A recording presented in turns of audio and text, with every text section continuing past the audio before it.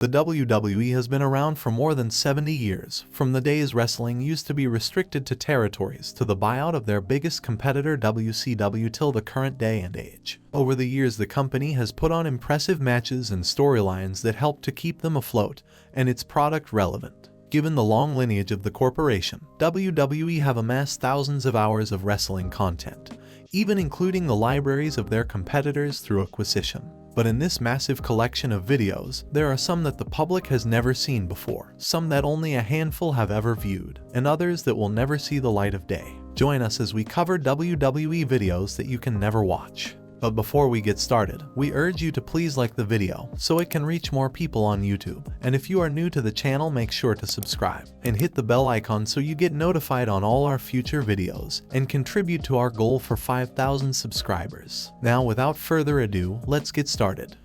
WWF in your house, beware of dog. When lights go out in a wrestling show, and everything is shrouded in darkness, it's usually caused by the arrival of dark characters such as The Undertaker or Sting. But unfortunately, this wasn't the case for the WWF in your house, beware of the dog pay-per-view.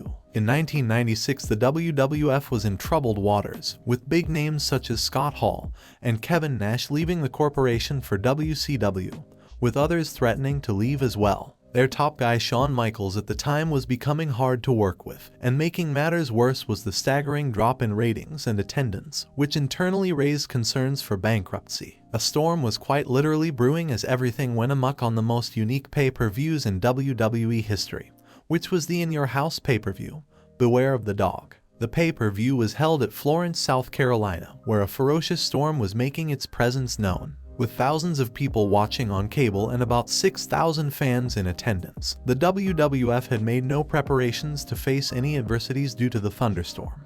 As luck would have it, just after the first match, the power went out and the entire arena went black and the cable broadcast lost transmission. People at home were cursing at their screens while those in attendance couldn't even leave because of the storm outside, forcing the WWF to continue on with the show with minimal lighting from a backup generator. 3 matches took place after the power went out, which were Stone Cold vs. Savio Vega in a Caribbean strap match, Yokozuna vs. Vader, and Goldust vs. The Undertaker in a casket match, which were all barely visible to the audience given how dimly lit the arena was. It was over an hour before the power returned, just before the main event match of Shawn Michaels vs. the British Bulldog. The WWF ultimately held the pay-per-view again the next Tuesday, consisting of those 3 matches, which were not aired to assuage the fans who had paid for the pay-per-view. But those 3 matches, which took place in the dark, were never broadcast on television and would neither find a home on the WWE Network due to obvious quality standards. Though bits and pieces of footage can be found on the internet, the entire duration of those dimly lit matches would never be shown to the public.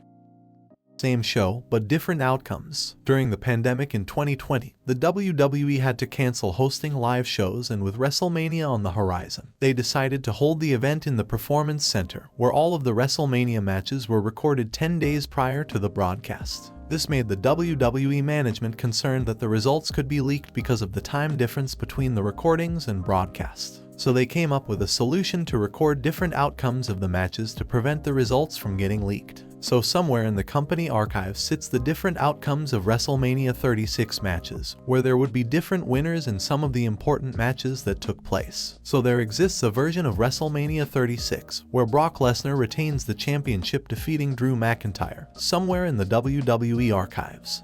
The original Bret Hart documentary. In 2005, the WWE released a documentary titled The Self-Destruction of the Ultimate Warrior, which portrayed the Warrior in a negative light and even led to a lawsuit between the corporation and the legend. Ultimately, the 2 sides were able to bury the hatchet, and the WWE released a new documentary titled Warrior: The Ultimate Legend, which did justice to the career and legacy of the Hall of Famer. A similar incident occurred with respect to the wrestling legend Bret the Hitman Hart. Evident to everyone, Bret Hart's relationship with the WWE was never good, which led to them planning a DVD tarnishing the legacy of the Hitman through interviews that portrayed him negatively. However, before the release of the documentary, the WWE and Hart were able to resolve their issues, and so the company released a new documentary portraying the Hitman in a more positive way. However, the original interviews which negatively portrayed the Hitman still remain with the company, with only the WWE and its crew being the only ones to ever view these videos, as they would never be released. Draws's wrestling career comes to an end. Wrestling is scripted but does entail tremendous risk for the performers. While the athletes have been rigorously trained to execute moves safely, even a small mistake can prove to be fatal. This was the case for the former WWE wrestler Darren Drozdov. Droz was a football player who had to leave the sport due to an injury and join the WWF.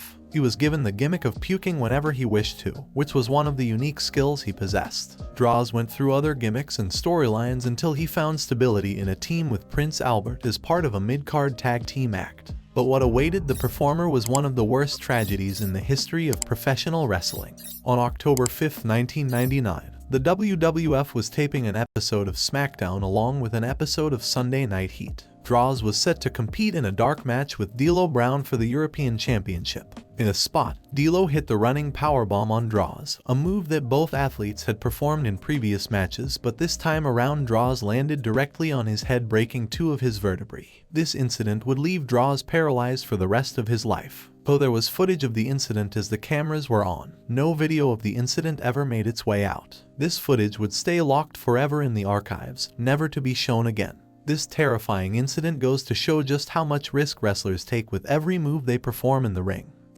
The passing of Owen Hart. The passing of Owen Hart would be one of the worst and most shocking wrestling tragedies of all time. Owen Hart was scheduled to face The Godfather for the Intercontinental title at Over the Edge 1999. For comedic effect, Hart was supposed to come out with his blue blazer gimmick, as he used to in the late 1980s. It was decided that Hart would descend to the stage from the rafters as part of his entrance, but tragically the suspension mechanism malfunctioned and dropped him unceremoniously onto the ring. Although just as Hart's entrance was about to start, a pre-recorded interview of Owen was broadcast on television as well as on the Titantron. So no one watching at home saw the horrific accident, while everyone at the arena was focused on the Titantron as the arena lights were dimmed out. Though as soon as the lights came on, everyone realized that something had gone horribly wrong. This tragedy, which was recorded on the camera, is undoubtedly one video that would never come out to the public, and rightfully so. The only people who would get a hold of the video would be the WWE management, the police, and other law enforcement agencies. Even today, this video sits in WWE's vault and will remain there for eternity. We just hope that such a tragedy never occurs again. If you enjoyed this video, you would also like our video on the top 10 WWE superstars who had to be rushed to the hospital after a match. That's it for this video, and we hope to see you in the next one.